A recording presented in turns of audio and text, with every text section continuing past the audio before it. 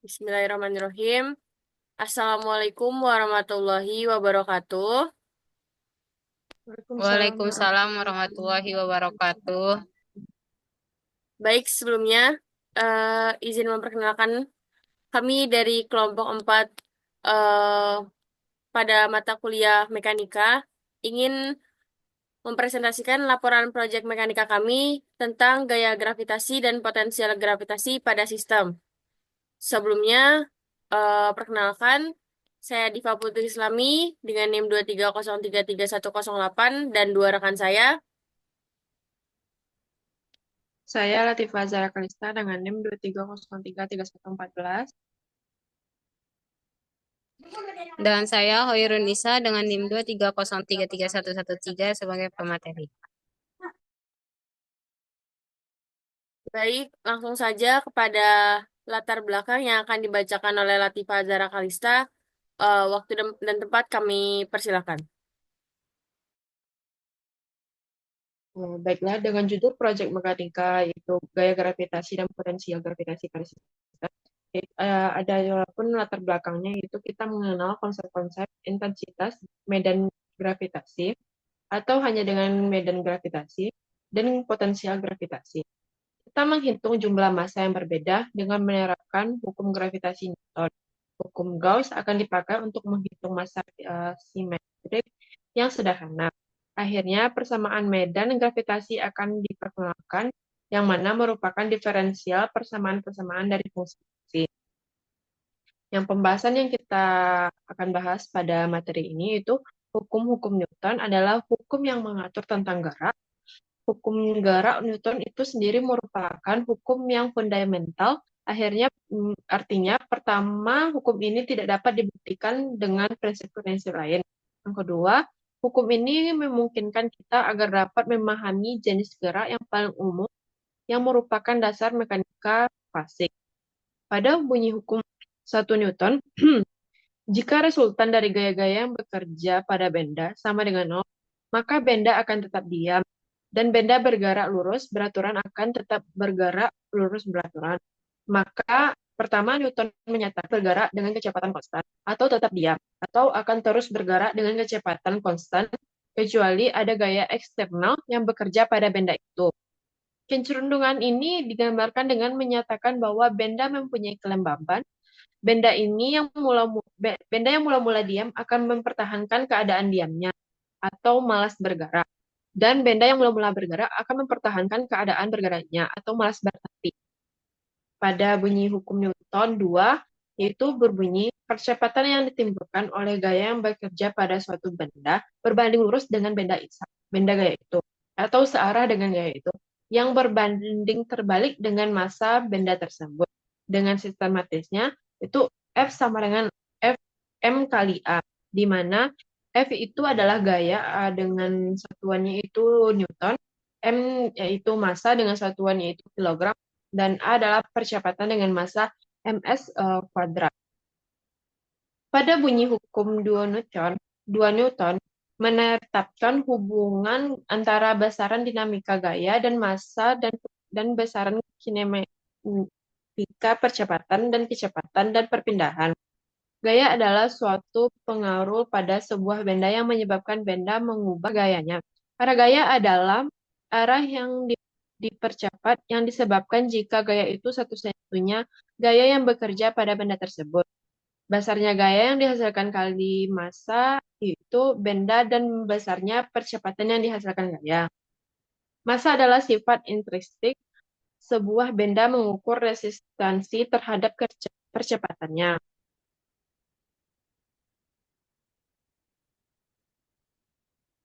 Bunyi hukum 3 Newton. Ketiga, hukum 3 Newton tentang gerak menyatakan bahwa bila suatu benda melakukan gaya pada benda lainnya, maka akan menimbulkan gaya yang besar sama dengan gaya yang berlawanan. Dengan kata lain, hukum 3 Newton ini berbunyi, gaya aksi sama dengan gaya reaksi. Gaya aksi sama dengan gaya yang bekerja pada benda, dan gaya reaksi sama dengan gaya reaksi benda akibat gaya aksi. Untuk setiap gaya aksi yang dilakukan, selalu ada gaya reaksi yang besarnya sama tetapi arahnya berlawanan. Atau gaya interaksi antara dua benda selalu sama besar tetapi berlawanan arah. Harus selalu diingat bahwa pasangan gaya yang dimaksud dalam hukum 3 Newton ini bekerja pada dua benda yang berbeda. Hanya itu materi yang saya sampaikan. Selanjutnya saya kembalikan ke moderator. Baik, terima kasih kepada Latifah yang telah membacakan pemateri pertama. Selanjutnya, untuk pemateri kedua akan saya bacakan sendiri tentang yang B, medan gravitasi dan potensial gravitasi. Gaya gravitasi merupakan antara dua benda, merupakan gaya tarik-menarik yang besarnya berbanding lurus dengan perkalian massa masing-masing benda dan berbanding terbalik dengan kuadrat jarak antara keduanya.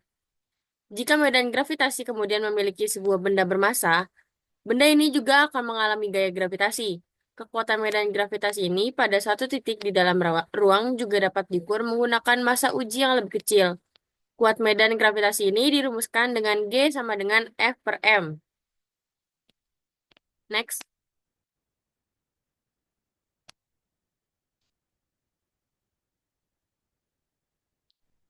Selanjutnya ada poin C, garis gaya dan permukaan eksponensial. Ekipotensial dalam matematika dan fisika ialah mengacu pada wilayah dalam ruangan di mana setiap titik di dalamnya memiliki potensial yang sama. Di dalam listrik dapat didefinisikan sebagai kedudukan titik-titik yang memiliki harga potensial listrik yang sama. Dalam hal ini, ketinggian adalah potensial listrik atau tegangan. Garis ekipotensial selalu tegak lurus terhadap medan listrik. Dalam 3 dimensi, garis membentuk permukaan eksponensial. Gerakan sepanjang permukaan ekipotensial tidak membutuhkan usaha karena gerakan tersebut selalu tegak lurus terhadap medan listrik. Next. Yang D, aplikasi gaya gravitasi dan potensial gravitasi pada sistem gerak. Gaya gravitasi memiliki beberapa aplikasi dalam sistem gerak. Di antaranya, ada yang pertama, membantu manusia berdiri, duduk, berjalan, berlari, dan melompat. Yang kedua, ada membantu manusia menaruh barang. Ketiga, menopang tubuh manusia agar tidak jatuh. Keempat, gaya gravitasi adalah gaya tarik bumi yang menarik benda ke bawah. Gaya gravitasi menyebabkan benda-benda di bumi selalu jatuh ke bawah. Contoh gaya gravitasi dalam kehidupan sehari-hari antara lain, yang pertama ada buah apel yang jatuh dari pohon. Next. Yang kedua ada kaleng yang mengelinding di atas meja lalu jatuh ke lantai. Ketiga, bola yang dilempar ke atas akan jatuh kembali ke tanah. Yang kelima, ada gaya gravitasi juga berperan dalam sistem tata surya, yaitu ada menjaga planet dan benda-benda langit tetap pada orbitnya. Selanjutnya, memungkinkan planet untuk tidak meluncur keluar dari tata surya atau jatuh ke bintang induk. Yang terakhir ada menentukan gerak benda di ruang angkasa. Next.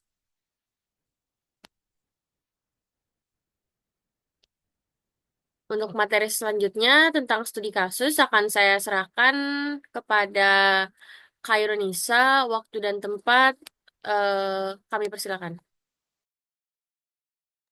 Oh, baik, terima kasih kepada moderator. Materi selanjutnya yaitu ada studi kasus yang dimana di sini tujuannya untuk mengetahui dan menganalisis hubungan gaya dan gravitasi dengan massa, benda, dan jarak.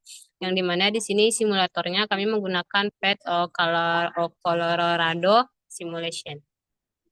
Di mana di sini ada prosedur kerjanya. Yang pertama, kita membuka virtual laboratorium yang berjudul percobaan gaya gravitasi menggunakan PET. Yang kedua yaitu setelah kita buka, maka muncul tampilan seperti pada gambar berikut. Berikutnya itu setelah kita buka, kita klik dia di bagian notasi ilmiah yang berada pada kolom gaya. Berikutnya itu kita bisa mengatur besarnya massa 1, massa 2, dan jarak yang percobaan virtual tersebut sesuai dengan yang kita inginkan sehingga hasil gaya gravitasinya seperti pada gambar di bawah. Yang dimana dari hasil percobaan kami, masa satunya kami buat menjadi 10 kilo sampai 5 kali percobaan. Terus untuk masa keduanya disitulah kami variasikan masanya, di mana ada 12 kilogram, ada 14 kilogram sampai 20 kilogram, yang di mana jaraknya itu sama-sama 3 meter. Lalu jarak antara gayanya yang kami dapat itu ada 8,33 kali 10 pangkat minus 10 sampai dari masa yang kelima yaitu ada 1,39 kali 10 pangkat minus 9. Yang dimana untuk tabel keduanya ini kami memvariasikan masa keduanya yang dimana hasilnya sama seperti tabel sebelumnya. Baiklah, sekian dari saya kembalikan ke